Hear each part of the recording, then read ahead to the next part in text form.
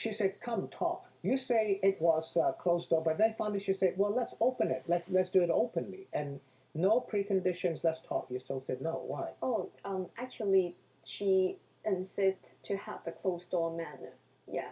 After you refused, she said, "Let's have an open door one as well," but you still refused. Because we You said raised we got to two. go in there to have the five conditions met.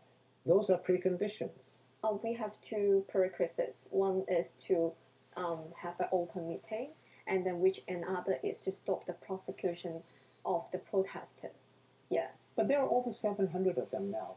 If you stop the prosecution, then you're breaking the rule of law. There is rule of law in Hong Kong, which you want to protect, right? But actually, actually, many of the legal professionals have mentioned that according to the basic law and current statute, it is possible for the CE as well as the government to stop the prosecution manner and Grant an amnesty to violates the everybody. law.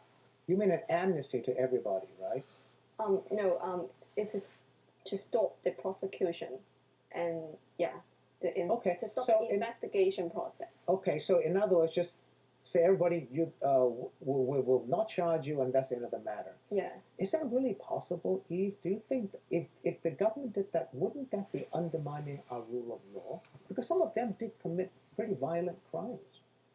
But actually, I think that according to what the legal professionals and also professors said, it is possible for the government to People protest. say, Eve, that you're fighting not for your freedoms, you're not fighting for a future generation, you're fighting for independence. That's what some people are saying. And foreign forces are helping people like you fight for the independence of Hong Kong. Are you fighting for independence or you're fighting for your freedoms? I believe that there are no conflicts between the two, and then I believe that amongst all the protesters, there certainly some of them are advocating Hong Kong independence. That'll never happen. You know that. While some protesters do not really agree with Hong Kong independence. Do you agree with Hong Kong independence? I think it's one of the way for us to have a better Hong Kong. But do you support one country, two systems? I don't think under the rule of the Communist Party we have the true one country, two system to be practiced.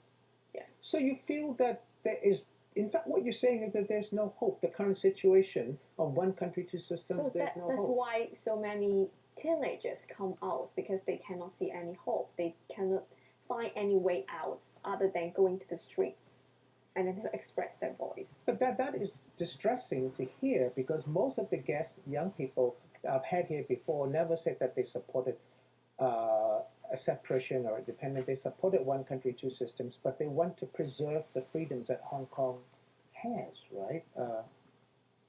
And they didn't say they wanted to, anything more than that, but now you're saying that they want something more than that? I would say some of the protesters believe that Hong Kong independence is a way out. Yeah, but not all the protesters. But it's not a way out, because it's not going to happen. You know that.